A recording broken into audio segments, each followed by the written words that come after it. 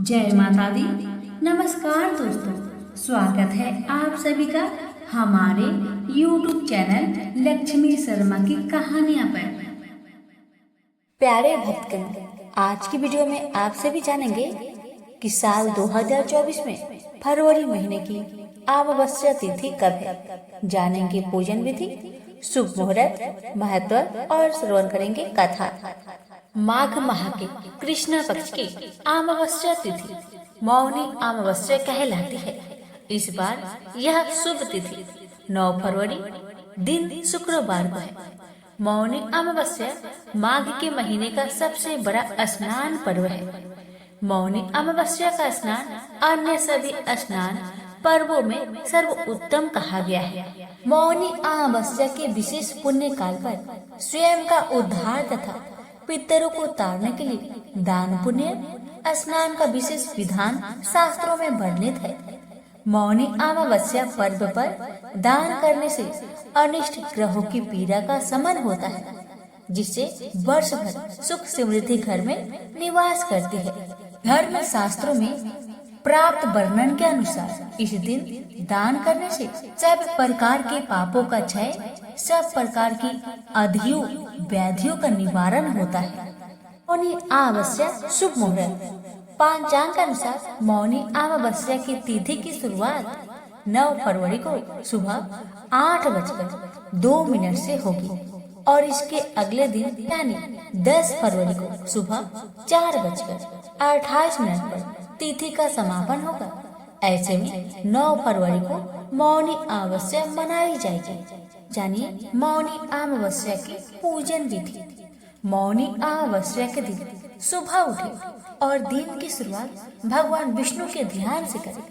इस दिन पवित्र नदी में स्नान कर और दान करें। अगर नदी में स्नान करना संभव नहीं है तो घर में नहाने के पानी में थोड़ा सा गंगा जल डालकर स्नान करें। मान्यता के अनुसार इस दिन पवित्र नदी गंगा जल और पानी से स्नान करने से पितरों को मोक्ष की प्राप्ति होती है। इसके बाद सूर्य देव को जल अर्पित करें और अपनी श्रद्धा अनुसार विशेष चीजों का दान करें। मौनी अमावस्या का महत्व। माना जाता है कि अमावस्या की सभी तिथियों में से मौनी अमावस्या को बेहद उत्तम माना गया है। इस खास अवसर पर मौन रहना शुभ होता है। मौनी अमावस्या के दिन पवित्र नदी में स्नान करना फलदायी होता है। इस दिन श्रद्धा भाव से भगवान विष्णु की पूजा अर्चना की जाती है। इसके अलावा दान भी किया जाता है। माना जाता है कि मौनी अमावस्या के दिन दान करने से पितरों को मोक्ष की प्राप्ति होती है। तो श्रवण कीजिए मौनी अमावस्या की व्रत कथा। अगर आप व्रत करते हैं तो श्रद्धा भाव से कथा को पूरा अवश्य सुनिएगा। भगवान आपकी सभी मनोकामना को पूर्ण करेंगे। पुराणों के अनुसार कांचीपुर में एक ब्राह्मण रहता था। उसका नाम देव स्वामी तथा उसकी पत्नी का नाम धनवती था। उनके 7 पुत्र तथा एक पुत्री थी। पुत्री का नाम गुणवती था। ब्राह्मण ने 7 पुत्रों को विवाह करके बेटे के लिए वर खोजने अपने सबसे बड़े पुत्र को भेजा। उसी दौरान किसी पंडित ने पुत्र की जन्म कुंडली देखी और बताया कि सप्तपदी होते होते यह कन्या विधवा हो जाएगी। तब उस ब्राह्मण ने पंडित से पूछा, पुत्री की वैधव दोष का निवारण कैसे होगा? पंडित ने कहा, सोमा का पूजन करने से वैधव दोष दूर होगा। फिर सोमा का परिचय देते हुए उसने बताया, वह एक धोबिन है। उसका निवास स्थान सिंघल द्वीप में है। उसे जैसे तैसे प्रसन्न करो और गुणवती के विवाह से पूर्व उसे यहाँ बुला लो। तब देव स्वामी का सबसे छोटा लड़का बहन को अपने साथ लेकर सिंघल द्वीप जाने के लिए सागर तट पर चला गया। सागर पार करने की चिंता में दोनों एक वृक्ष की छाया में बैठ गए। उस पेड़ पर एक घोंसले में गिद्ध का परिवार रहता था। उस समय घोंसले में सिर्फ गिद्ध के बच्चे थे। गीत के बच्चे भाई बहन के क्रियाकलापों को देख रहे थे। सायंकाल के समय उन गीत के बच्चों की माँ आई तो उन्होंने भोजन नहीं किया। वह अपनी माँ से बोले, नीचे दो प्राणी सुबह से भूखे प्यासे बैठे हैं, जब तक वे कुछ नहीं खा ले तब तक हम भी कुछ नहीं खाएंगे। तब दया और ममता के बसीभूत गिद्ध माता उनके पास आई और बोली, मैंने आपकी इच्छाओं को जान लिया है। इस वन में जो भी फलमूल कंदमूल मिलेगा मैं ले आती हूँ, आप भोजन कर लीजिए। मैं प्रातःकाल आपको सागर पार कराकर सिंघल द्वीप के सीमा के पास पहुँचा दूंगी। और वे दोनों भाई बहन माता की सहायता से सोमा के यहाँ जा पहुँचे। वे नित्य प्रातः उठकर सोमा का घर झाड़कर लीप दिया करते थे। एक दिन सोमा ने अपनी बहुओं से पूछा, हमारे घर कौन बुहारता है, कौन लिपता पोतता है? सबने कहा, हमारे सिवाय कौन करेगा, कौन बाहर से इस काम को करने आएगा माँ जी। किंतु सोमा को उनकी बातों पर विश्वास नहीं हुआ। एक दिन उसने रहस्य जानना चाहा। वह सारी रात जागी और सब कुछ प्रत्यक्ष देखकर जान गई। सोमा का उन भाई बहन से वार्तालाप हुआ। भाई ने सोमा को बहन संबंधी सारी बातें बता दी। सोमा ने उनकी श्रम साधना तथा सेवा से प्रसन्न होकर उचित समय आने पर उनके घर पहुंचने का वचन देकर कन्या के बेधव दोष निवारण का आश्वासन दे दिया। मगर भाई ने उसे अपने साथ चलने का आग्रह किया।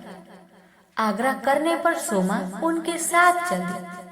चलते चलते सोमा ने बहुओं से कहा, मेरे घर में न रहने पर यदि किसी का देहांत हो जाए तो उसके शरीर को नष्ट मत करना, मेरा इंतजार करना। और फिर सोमा बहन भाई के साथ कांचीपुर पहुंच गई। दूसरे दिन गुणवती के विवाह का कार्यक्रम तय हो गया था। सप्तपदी होते ही उसका पति मर गया। सोमा ने तुरंत संचित पुण्यों का फल गुणवती को प्रदान कर दिया। तुरंत ही उसका पति जीवित हो उठा। सोमा उन्हें आशीर्वाद देकर अपने घर चली गई। उधर गुणवती को पुण्य फल देने से सोमा के पुत्र जामाता तथा पति की मृत्यु हो गई। सोमा ने पुण्य फल संचित करने के लिए मार्ग में पीपल वृक्ष की छाया में विष्णु जी का पूजन करके 108 बार परिक्रमा की। इसके पूर्ण होने पर उसके परिवार के मृतक जन जीवित हो उठे। हे लक्ष्मी नारायण, जैसे आपने उस कन्या की बेधव योग को मिटाया, वैसे ही आपकी कथा कहने वाले, सुनने वाले, हुक्कार भरने वाले सभी पर अपनी कृपा सदा बनाए रखना। प्रेम से बोलिए अमावस्या की देवी देवता की जय, लक्ष्मी नारायण की जय। प्रेम से बोलिए तुलसी माता की जय हो। कथा बहुत समय पहले की बात है। एक गांव में एक ननद भाभी रहा करती थी। ननद अभी कंवारी थी। उस परिवार में ननद, भाभी और भाई, इन तीनों के अलावा और कोई भी नहीं रहता था। भाभी तो कभी कोई पूजा पाठ करते ही नहीं थी और ननद हर रोज तुलसी माता की पूजा किया करती थी, उनकी बड़ी सेवा करती थी। बिना तुलसी पूजन के ननद कभी भोजन नहीं करती थी। ननद का पूजा पाठ देख के भाभी को बहुत क्रोध आता था। कभी कभी भाभी तो अपनी ननद से ऐसे भी कह देती थी कि जब तुम्हारा विवाह होगा ना तो मैं तुम्हें और बराती को तुलसी ही खाने दूंगी और दहेज में ये ही दूंगी।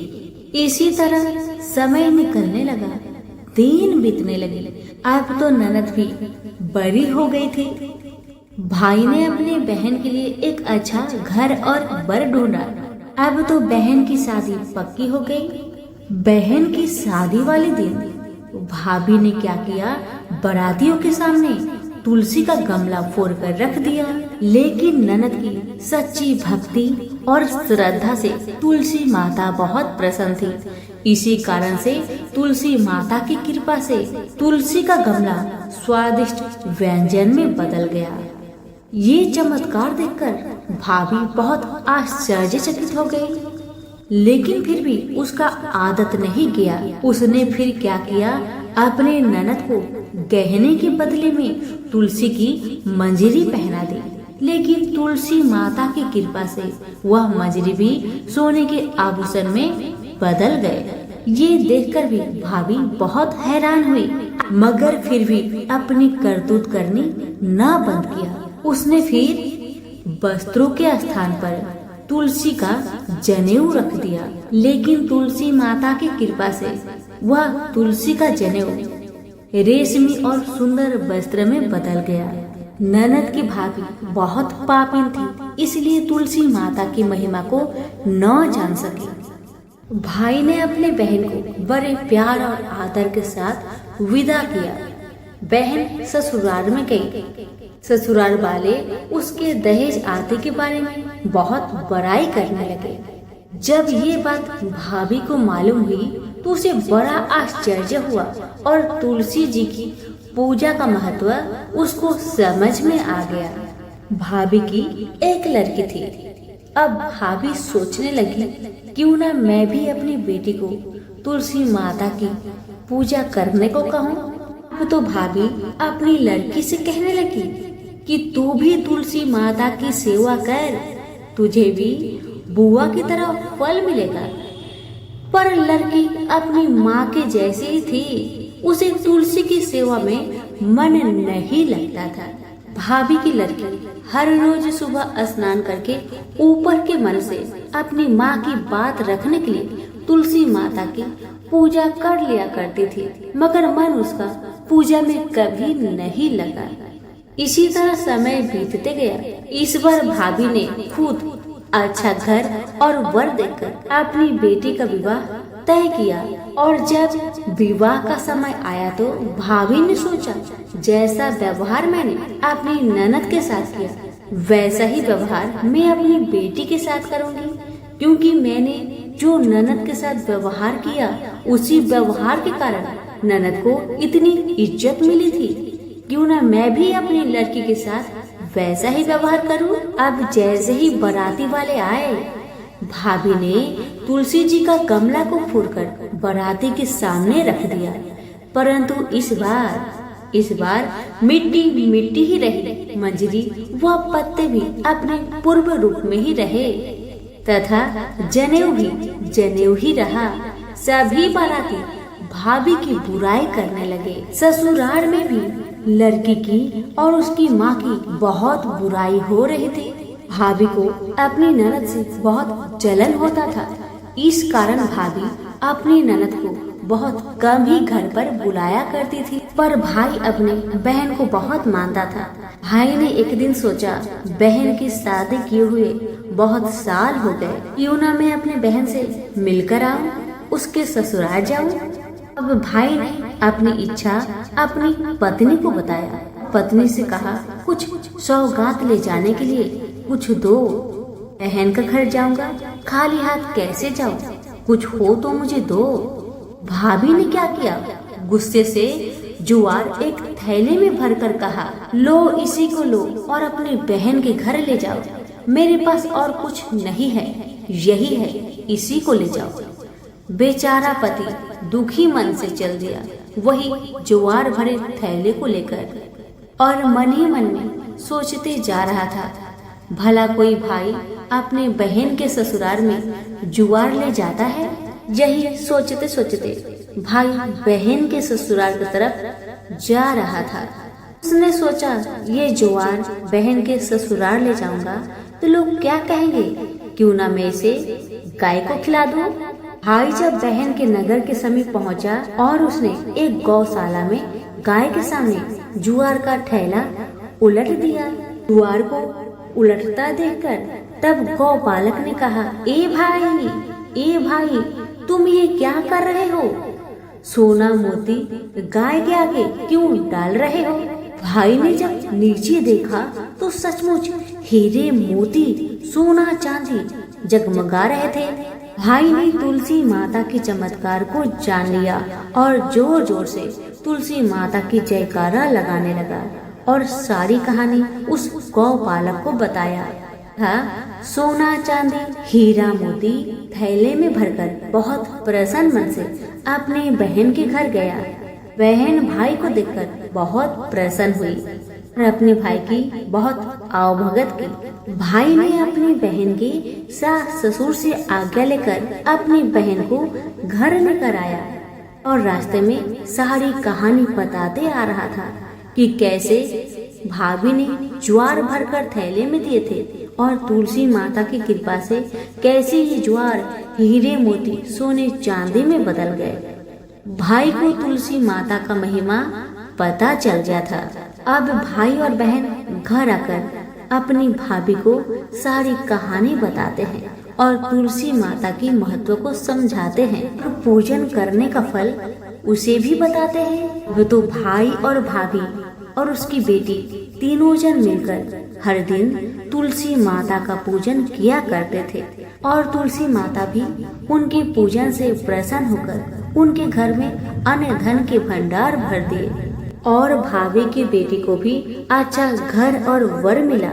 तो सभी मिलकर बोलिए तुलसी मैया की जय हो।